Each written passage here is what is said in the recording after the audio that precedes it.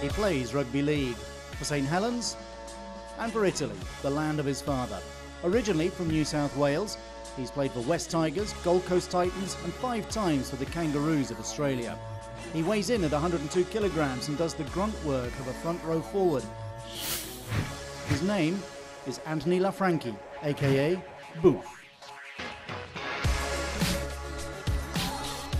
It's never easy swapping the subtropical climate of Queensland's Gold Coast for the less considerate weather of the northwest of England, the mill town of St Helens. But at the age of 31, Laffranchi made the journey to the dark winter of Europe. That was in November 2011. And although the sun may not shine quite as much as it used to, and the rain may fall a touch more often, St Helens has become home.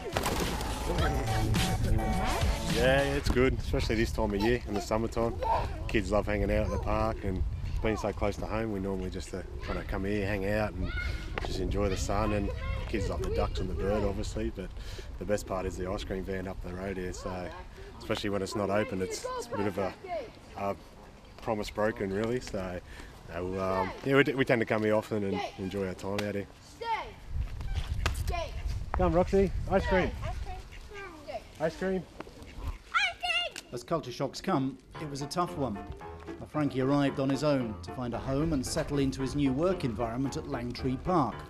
He had to leave his family behind at the start, his wife Peter Lee joining him some weeks later, along with Oscar, who's now 7, and Finn, who's 5. 2-year-old Roxy is the English addition to the family, born shortly after their arrival. Those first few weeks were a time of darkness. We come here in November 2011, yeah. So it was, I actually moved over 6 weeks by myself. Well, Pete and the kids stayed back home. Well, Pete and the boys at that time. So yeah, I come over 6 weeks by myself here, and it was pretty lonely, to be honest. I didn't realise it got dark at 3:30 in the afternoon. So for my 6 weeks, it was go to training in the morning, come back, I'd have dinner about 3 o'clock, and then I'd be asleep by 4:30 in the afternoon. The distance between their current home in Merseyside and their extended family down under has created its own problems. It is tough, like really tough. I think I couldn't have been more happier when they got here, but you know, obviously being so far away, I can understand what I suppose our family's feeling back home when we're over here. But yeah, once they got here, everything seemed well. You know, I knew they'd enjoy it. You know, something different for the boys and Pete to experience. And yeah, once they got here, it was great. House full of people again. Travelling to Europe is a mandatory part of any Aussie's education, and so when the opportunity came up, the Laffranchis didn't have to think too long about it. A daunting new challenge to shift continent, but a great chance to experience something different. It was like a lot of back and forth between like different clubs or staying in the Gold Coast or coming here, and I was like, oh well, let's come here, it'll be a good experience. And then when it came to, oh well, we actually might be coming, I cried, and I don't cry very often, but I think because it was change, but I was excited as well, and I was just, you know, I think as long as we all stick together and experience it all, I knew it was going to be good, but yeah, it was just change. I think at first was a little bit. I think the initial reaction when I actually agreed to the contract to sign over, we just kind of said, well, this is it, what are we doing, you know, so.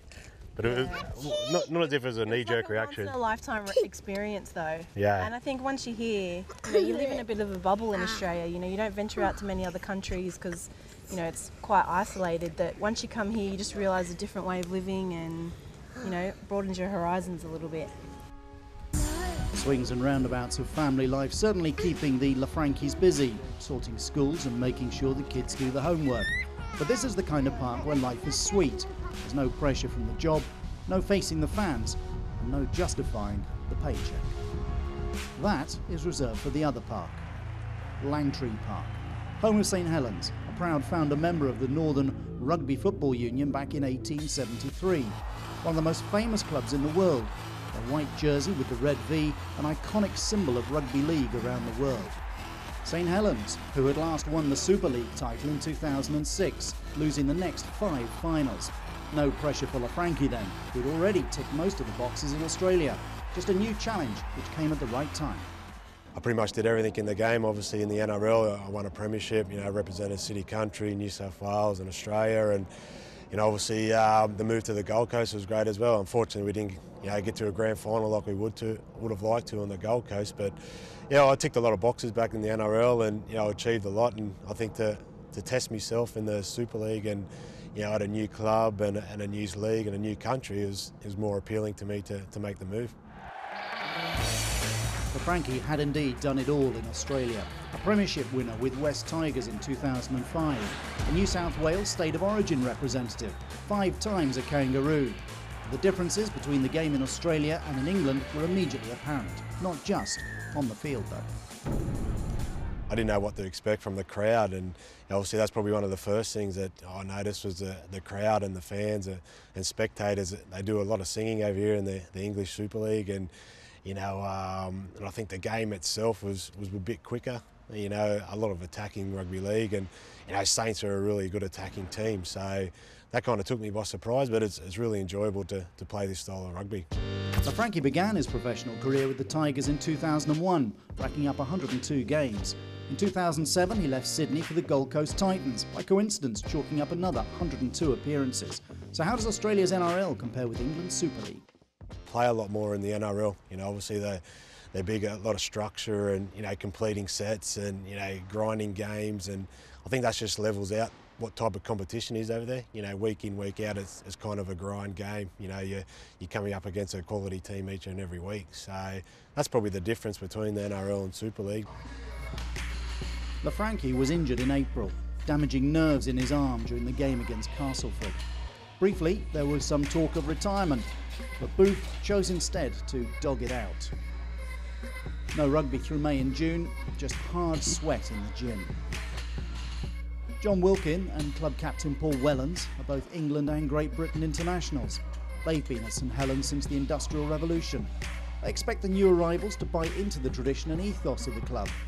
And they certainly haven't been disappointed by what they've seen from Laffranchi.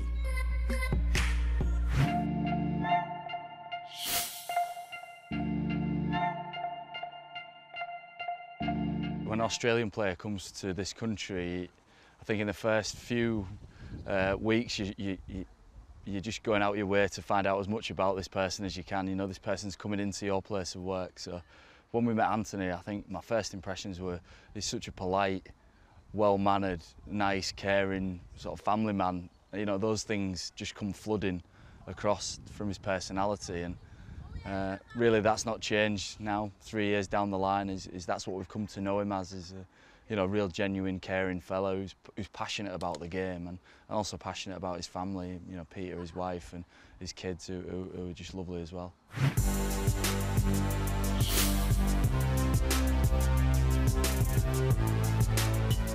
I watched a fair bit of Australian rugby myself, so I knew a lot about Buff, and I actually played against him for England against Australia in the 2008 World Cup, so I knew a fair bit about him as a player and what qualities he had. So when he agreed to come to St Helens, we were delighted he was on board.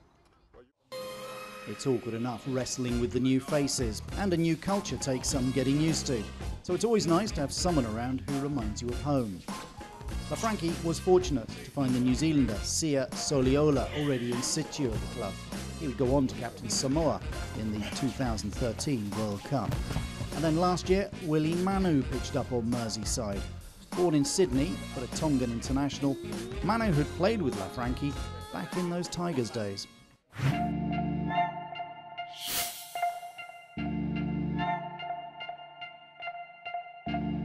Me and Anthony go way back. We played together in Australia when I was, I think we were under 19s and 20s, so we played together. So I knew Anthony from back in Australia. So yeah, obviously when coming over to St Helens, I talked to him about the club, and I know he's done a lot in rugby league, played for Australia, not New South Wales. So he's like a professional, like ultimate professional. So, you know, he's a good role model and someone that you sort of looked up to when we're playing alongside him.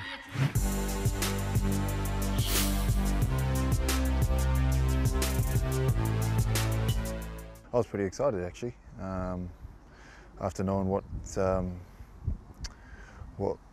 the qualities of Boofa or Anthony Laffranchi, just the way he gets around the park, and a couple of years before I actually played against him in the Anzac Test team when he played for Australia, and he actually had some strings of a few good years for Gold Coast, and it was actually sort of what we were looking for at the time with. Because he was playing back row, and after losing James Graham, I think he was probably the perfect guy to sort of come along and try and fill in the spot for Jammer. Laffranchi quickly began to make his mark on the field, not resting on his considerable laurels, which include an appearance in the 2008 World Cup final against New Zealand.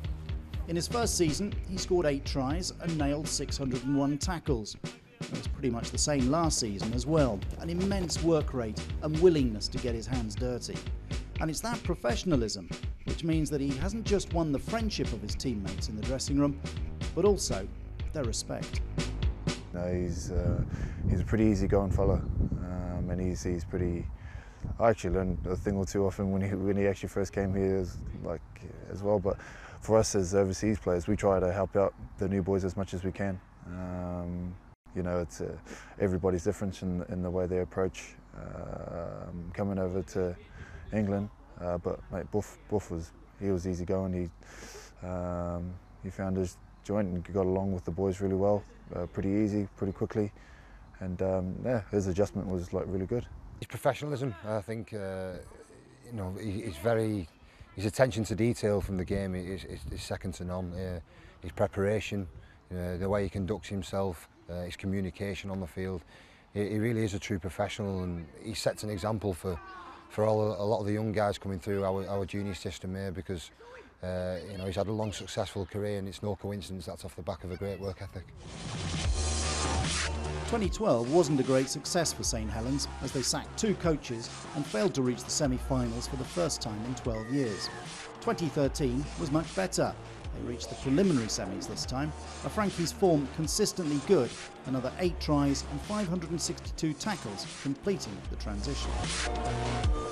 I suppose that makes it easier to kind of perform on the pitch. So when you've got kind of make good mates off the field with the English guys and the import guys that are here as well, it does make the transition a lot easier.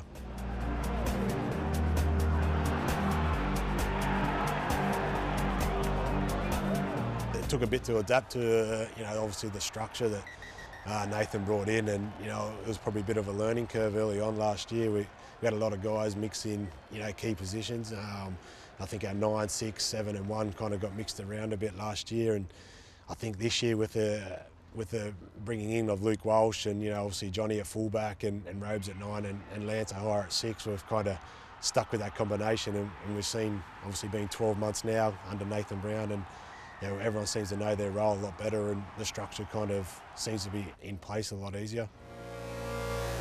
Now 33, Laffranchi knows he's in the latter days of his career, but also that he's collected a mountain of knowledge about the game. Just as he benefited from the wisdom of his elders when he was starting out, he now dearly wants to pass that knowledge on.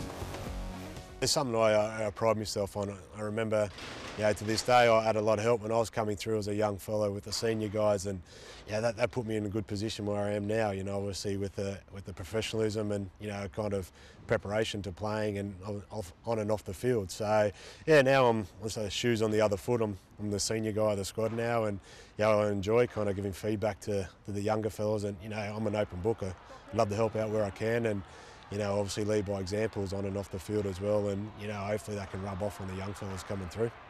He's a senior player amongst, you know, like the team now, and yeah, he's always giving like good hints and tips like during the game, training, and so like, you know, it's great to have him around. You know, it's always great, you know, especially the sport that we play, for us to, you know, once we get tired and a bit fatigued, and with someone sort of talking to you, you know what you have to do next, and you just help each other out.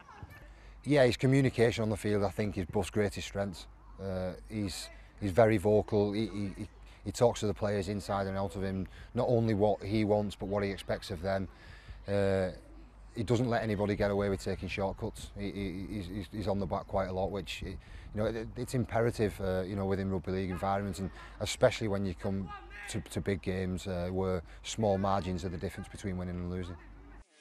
He may not have the longevity with the club that others have, but Laffranchi has become a respected voice in the changing room, a senior pro that understands the game inside and out, and commands silence and respect when he talks.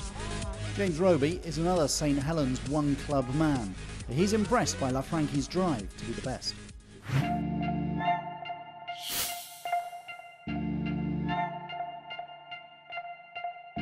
Yeah, he talks a lot, very much so, definitely in training as well. We do, obviously when you're doing any sort of drill, you need a little bit of communication between yourselves, and especially when we do defensive drills, there's a massive difference when you throw Buff in there. He likes to talk probably a little bit too much sometimes, never shuts up, but yeah, he's very good at communicating on the field.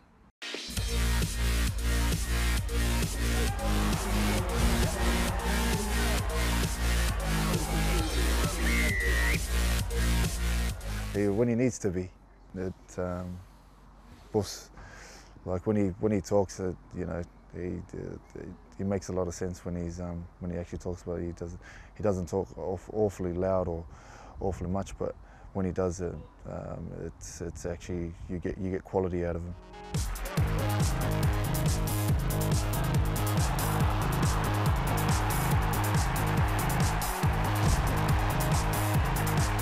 He's vocal, he puts his points across. It's not a great deal, but when he does, I think it carries more weight. I think he understands that. We have a few guys within the group who are quite vocal, and Buff's one of them. And when he does speak, it's mostly about the honesty side of things, the attitude part, because I think that's what he understands and appreciates more than anybody. Is that within this game, it's a tough environment, rugby league, and you only get out of it what you're prepared to put in. Easy going off the pitch perhaps, but Laffranchi is anything but laid back when he's at work. Even when injured, he trains hard, consistently working on his game. He asks the best of himself and of his teammates. I think he came out from, I was that was my local area. So when Buff came, he was, he was a hard trainer. So back then when we were younger, and it sort of shows if you work really hard and you stick to what you're doing, and it pays off in life when you do work hard. So Buff's been a great example of that. When we first started, he was a bit bigger before, wasn't he? So he's trained a bit hard, and it's got him to where he's at now. He's very demanding as a teammate. He wants the guys around him to try their best and do their best at all times. That's like a non-negotiable when you're around Anthony. The peak of Laffranchi's career came in 2008 when he played for Australia in the World Cup, his call-up to the squad coming the day after the death of his father Romano. His father's roots then opened the door for Laffranchi to play for Italy at the 2013 World Cup, which saw them claim a famous win over Wales. It was a privilege to play international rugby league for Italy. I think it was more of a great honour, and it kind of stems back to pride in the family. Obviously I was representing my dad, and that I took a lot of pride in that, and it was a great honour to represent I suppose my father and playing rugby league and with the Italian rugby league. I was fortunate enough to be involved in the coverage of the opening game for the BBC. So I worked for the BBC and watched Anthony play in that opening game against Wales, where there was no chance for the Italians, and really those guys stepped up. Anthony in particular, I thought he had a fantastic World Cup. The Azzurri, the Italians were a real surprise package. And yeah, I've not too much seen of his Italian side, to be honest. He's just more of a typical Aussie from my point of view. But he's when he was playing for Italy in the World Cup, he was a bit more patriotic then than he probably has been in the past. But yeah, he's definitely more Australian, I'd say. Just going to go inside the pub for a drink and a game of something. Come in.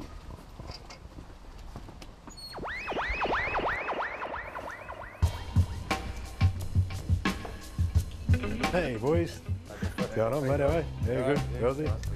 Nah, nothing, mate. Day off today, so. How are you? All right. Mike, nice to meet you, mate. How you doing, mate? Yeah. Chizzy, nice to meet you, Chizzy. How are you, bud?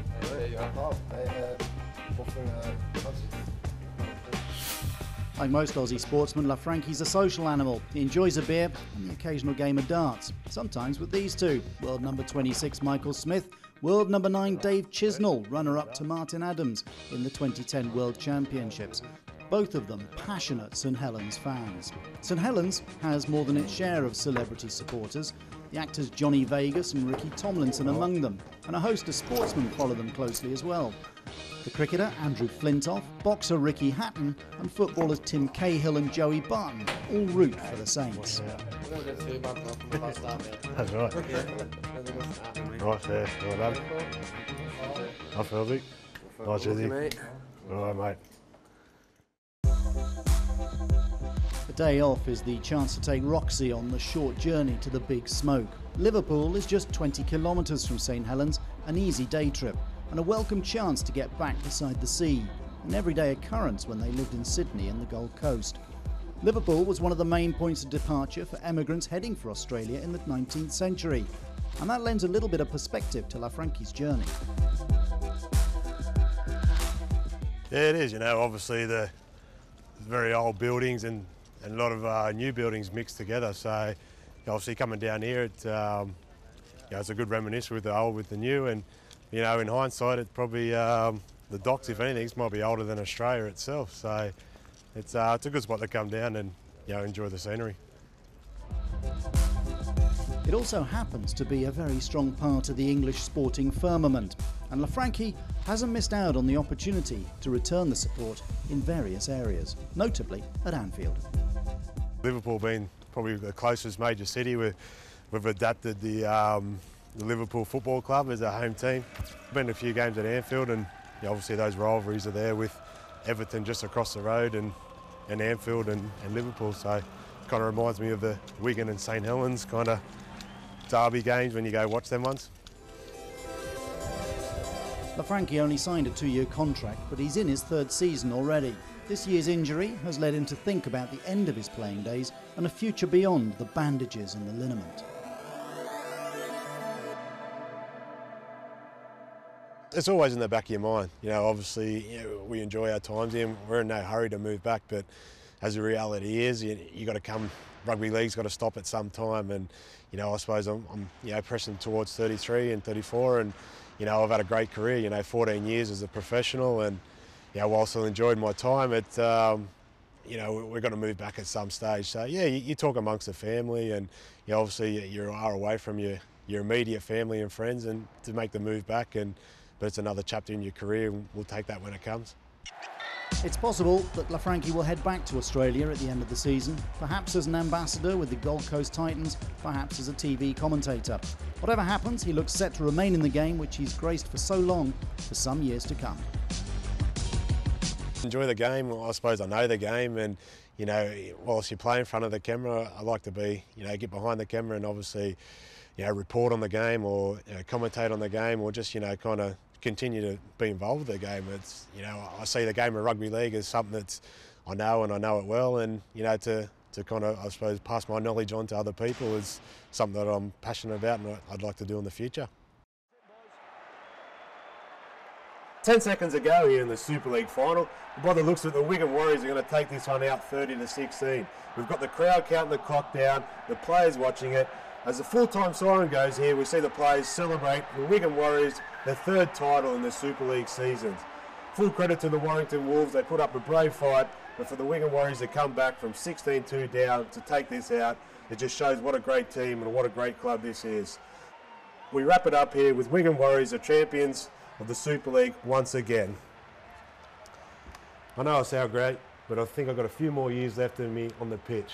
Maybe one day, fingers crossed.